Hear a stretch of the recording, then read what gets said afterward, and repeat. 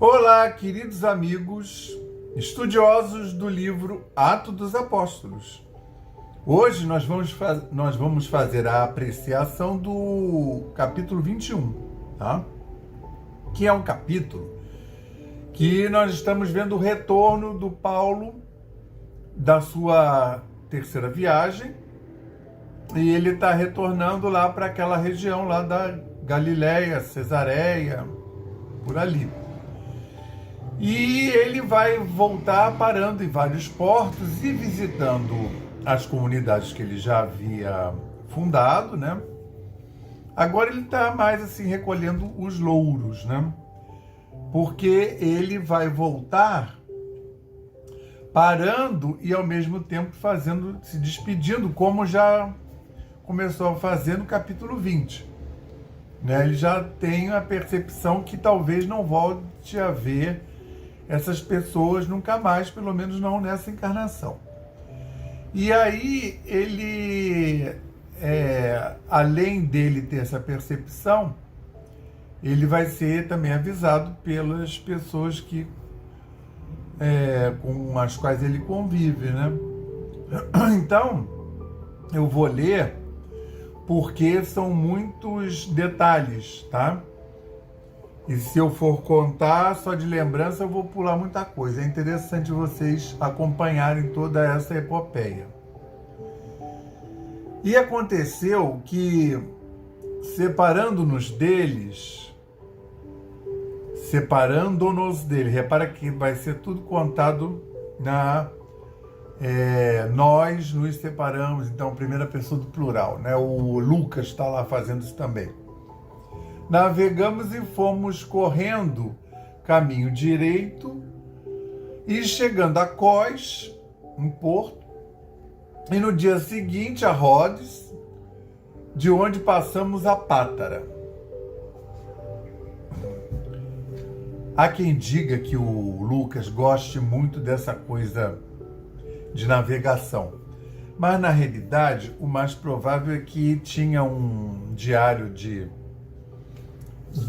da viagem, né, e de onde parou, e que o Lucas, aí era até fácil porque era só ele anotar, porque ele está fazendo essas etapas, mas quando ele não fazia, que ele sabe aonde parou, quanto tempo ficou, provavelmente ele teve acesso ao diário de rota lá do Paulo. Aí passaram por esses lugares, e achando o navio que ia para Fenícia, embarcamos nele e partimos. Repara que ele volta a colocar a narrativa em primeira pessoa do plural, por quê? Porque ele está fazendo o trajeto junto. Não é um erro como algumas pessoas indicam, ele copiou o diário e aí não percebeu. Então, ia achando o navio que ia para Fenícia, embarcamos nele e partimos. Porque tinha isso também, né? Os navios não eram um cruzeiro, né? Um navio de viagem. Os navios faziam mais rotas comerciais. Você que ia lá mendigar, implorar que deixasse ir junto, e fazia alguns percursos de navio, tá? Não era assim um negócio, um oba-oba, não. Tinha que ver se tinha lugar, tinha que ver se o capitão ia aceitar, né? Um monte de senões. E indo já à vista de Chipre, deixando-a à esquerda, navegamos para a Síria e chegamos a Tiro, porque o navio havia de ser descarregado ali. Ó, tá vendo? E ainda tinha isso, né? Às vezes eram várias paradas, não porque fosse subir gente ou descer, era por causa de descarregar. E às vezes levava dias aliás, quase sempre. Porque não era um porto como tem agora, que tem aqueles guindastes enormes lá esperando o navio chegar. Então começa assim, a própria navegação já era um problema. Ali naquela costa, então, parece que o vento só... Aí, primeiro que depende da época do ano, vai ter o vento. O vento nessa época só pega durante o dia. Então, quando chega no final do dia, os navios todos param. Eles não vão muito longe da costa, eles vão tendo como guia a costa, até porque se acontecer alguma coisa tá perto da costa. É um perto assim, com uma distância, né? E aí, assim, depende do vento. Se não ventar, não anda. Aí, às vezes, fica parado 1, 2 dias. E aí, tem mais épocas do ano que não é para você andar, porque aí o problema é o oposto, aí o vento é muito forte. E aí, eles estão fazendo uma rota que é o seguinte, eles não estão passando bem ao largo, inclusive da ilha de Chipre. Por isso que ele fala aqui, quer ver? E indo já à vista de Chipre. Não é coisa estranha? Vamos ver ao meio, depois... E indo já à vista de Chipre, deixando à esquerda, ou seja, quando eles foram, estava aqui à direita. Quando eles estão voltando, está aqui à esquerda, que ele está indo por fora do continente e da ilha. Né? Estão indo bem ao largo para ir direto lá para Jerusalém, lá para Cesareia, para a Judéia. Navegamos para a Síria e chegamos a Tiro, porque o navio havia de ser descarregado ali. E achando discípulos, que aí o povo descia, né? Vai descarregar, tem que catar o dono da carga, tem que arregimentar os trabalhadores, tem que descarregar. Era no lombo de trabalhador.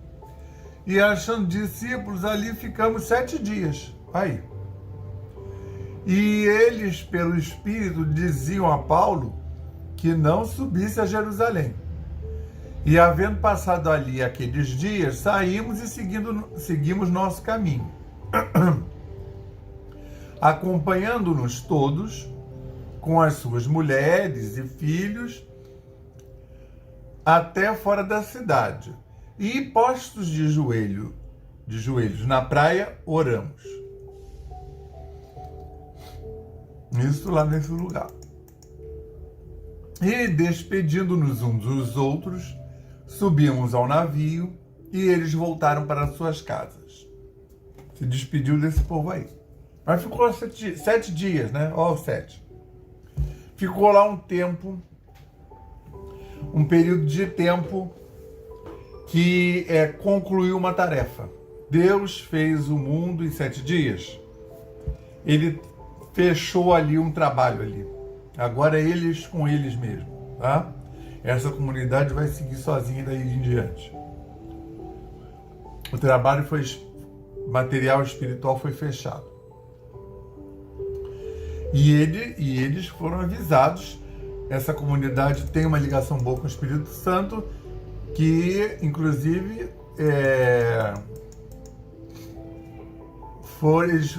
eles avisaram a Paulo para que não... E eles, pelo Espírito, diziam a Paulo para que não subisse a Jerusalém. Então ele vai sendo avisado. E despedindo-se. E nós, concluída a navegação de Tiro, viemos a Ptolemaida.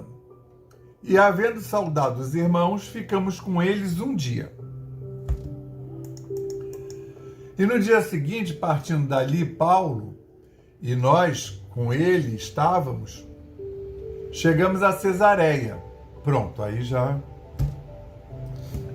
E entrando em casa de Filipe, o evangelista, o pessoal, os pregadores judeus, ficaram lá na base, né? Ou próximo à base. Que é o caso de Filipe. Filipe é o 4º apóstolo a ser chamado, segundo o Evangelho de João. Ficamos com ele, o evangelista. E este tinha 4 filhas virgens que profetizavam. E demorando-nos ali por uns muitos dias, chegou da Judéia um profeta por nome Ágabo. O Ágabo já apareceu lá no capítulo 11. E vindo ter conosco, tomou a cinta de Paulo e, ligando-se os seus próprios pés e mãos, disse: Isto diz o Espírito Santo, assim ligarão os judeus em Jerusalém o homem de quem é esta cinta, e o entregarão nas mãos dos gentios. Então está todo mundo avisando a Paulo. Mas Paulo respondeu: O que fazeis vós chorando e magoando-me o coração? Porque eu estou pronto, não só a ser ligado, mas ainda a morrer em Jerusalém pelo nome de Jesus. Então, o que a gente está vendo aí, que está tudo dito? O fato dele ser avisado não é para ele não ir. Ele está sendo avisado para ele ser preparado física, psicológica e emocional e espiritualmente. Ele, na realidade, está sendo preparado. Quando acontecer, ele já sabe que vai acontecer. E ele está falando que ele está preparado já, agora, nesse instante. Está aqui. Falou tudo. Entendeu? Porque as pessoas não estão preparadas.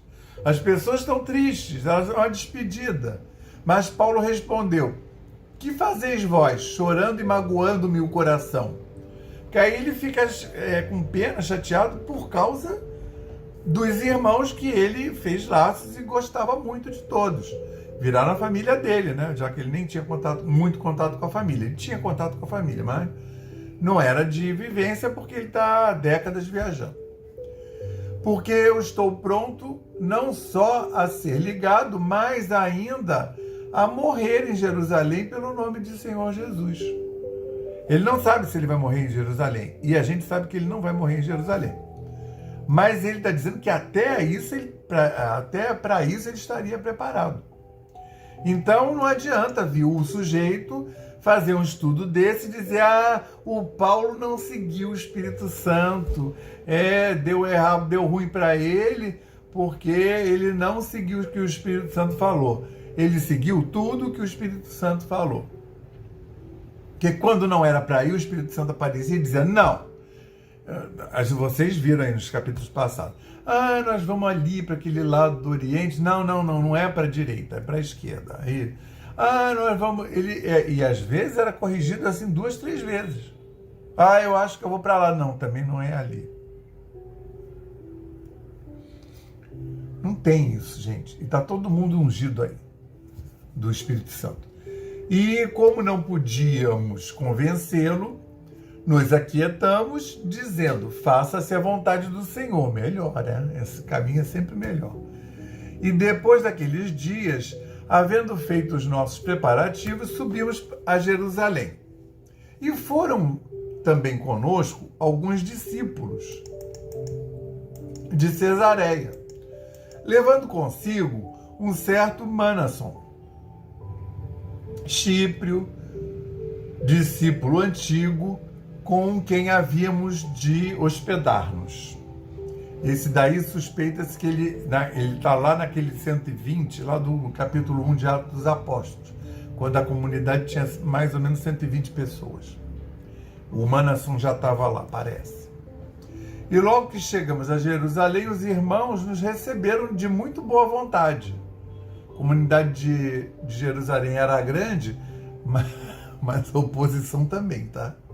E no dia seguinte, Paulo encontrou conosco na casa de Tiago, e todos os anciãos vieram ali, todos os anciãos cristãos, que haviam feito a conversão. E havendo os saudado, contou-lhes por miúdo o que, por seu ministério, Deus fizera entre os gentios. E ouvindo, eles glorificaram ao Senhor e disseram-lhe: Bem vês, irmãos, quantos milhares de judeus há de que creem, E todos são zelosos da lei. As conversões de Jerusalém, né? Aos milhares. E já acerca de ti foram informados de que ensinas todos os judeus que não estão entre os gentios a apartarem-se de Moisés.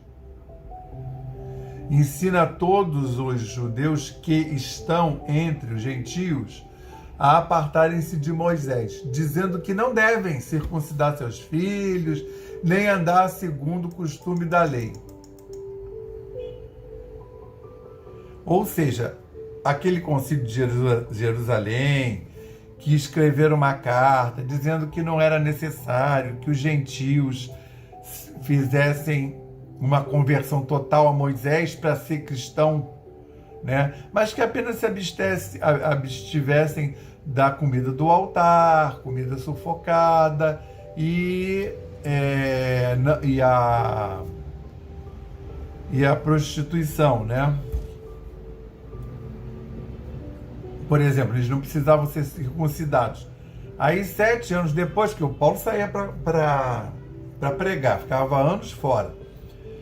Nesse tempo, já disseram que ele estava dizendo para os judeus que viviam entre os gentios, não precisa mais seguir Moisés. A questão é a seguinte, realmente não precisava. Mas o Paulo nunca disse isso, entendeu? Até porque é muito difícil, são costumes milenares. O povo não vai largar isso do dia para a noite, né? E o Paulo nunca falou isso. Só com questão que os judeus cristãos continuassem a fazer circuncisão nos filhos, quer fazer, faz. Mas já espalharam lá que o Paulo dizia, não, joga Moisés no lixo. Coisa que é mentira. Aí aí os caras de lá, os cristãos da Jerusalém, do caminho, faze, pois, isto que te dizemos. Temos 4 homens que fizeram voto, o voto nazireu. Toma estes contigo e santifica-te com eles e faze por eles os gastos para que raspem a cabeça e todos ficarão sabendo que nada há daquilo de que foram informados acerca de ti, mas que tu também tu mesmo andas guardando a lei. Ou seja, ele ia apadrinhar os 4 homens que fizeram voto nazireu. Quando eles fossem raspar a cabeça e entregar o cabelo lá no altar, tinha um sacrifício, tinha umas despesas com relação ao templo. E ele ia pagar essas despesas, né? Como se fosse, um dote, né? Você está entregando a sua alma a Jesus, então você está casando. Está fazendo um dote de casamento e ele ia pagar, mostrando que ele continuava sendo um judeu, que professava a religião, né? Embora fosse cristão. O Herodes Agripa I, para você ter uma ideia, que não era judeu, não era cristão, aí ele assumiu lá. Quando Herodes Agripa I assumiu, ele apadrinhou, foi uma cabeçada, assim, uns 40 caras de voto nazireu, ele pagou para mostrar o respeito dele à religião judaica e ele ser aceito por aquele povo. E agora o Paulo, os principais lá da igreja estão indicando que ele faça esse ato para apaziguar lá o motim contra ele. Todavia, quanto aos que creem dos gentios, nós já havemos escrito e acham por bem que nada disso observem, mas que só se guardem do que se sacrifica aos ídolos, do sangue, da morte do bicho sufocado e da fornicação, né? Então Paulo, tomando consigo aqueles homens, entrou no dia seguinte no templo, já santificado com eles, anunciando serem já cumpridos os dias da purificação, e ficou ali até se oferecer por cada um deles a oferta. E quando os 7 dias estavam quase a terminar, os judeus da Ásia, vendo-o no templo, que nisso começou a vir gente para a festa, alvoroçaram-se todos, e alvoroçaram todo o povo, e lançaram mão dele, clamando: homens israelitas, acudi! Este é o homem que por todas as partes ensina a todos contra o povo judeu, contra a lei judia e contra este lugar, Jerusalém. E demais disto, introduziu também no templo os gregos e profanou este santo lugar. Blasfêmia, né? Já criando falso testemunho. Porque, aí assim, ele explica, o Lucas, porque tinham visto com ele, com Paulo, na cidade, a Trófimo de Éfeso. O Trófimo que veio lá de Éfeso com ele, que não era circuncidado, era grego, o qual pensava que Paulo introduzira no templo. E aí, o que acontece? O templo, ele era feito de 3 átrios principais, que era o primeiro átrio, era aquele átrio onde todo mundo se encontrava. Os gentios podiam entrar ali, os não circuncidados. E era meio point, era mais do que a cidadezinha, na cidade do interior, a pracinha na frente da igreja. Esse átrio do templo era mais do que isso. Era aquele lugar onde tinha os cambistas, onde vendiam as preazinhas para fazer sacrifício, né? Onde tudo acontecia ali. O pessoal se encontrava, combinava negócios, os homens eram contratados. É esse átrio geral, né? Que podiam frequentar também os gentios.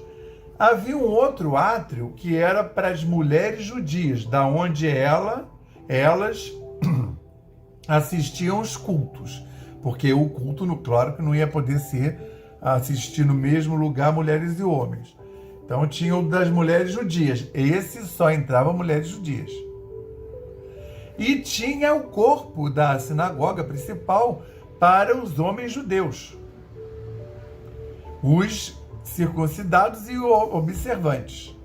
Para completar a sinagoga, tinha o altar, da onde você via, estando no corpo da igreja, as mulheres estão lá atrás, no outro átrio, e tem o Santo dos Santos, que é um aposento, né, uma cela atrás do altar, que aí esse só o sumo sacerdote que entra, que é onde é feita a divisão com o chamado véu. Que o véu, quando fala, você pensa naquele véu, um véu de cabeça fininho. Não é um véu, é um tecido considerável. Que quando o Cristo morre, o véu se rasga, ou seja, acabou essa diferença, né?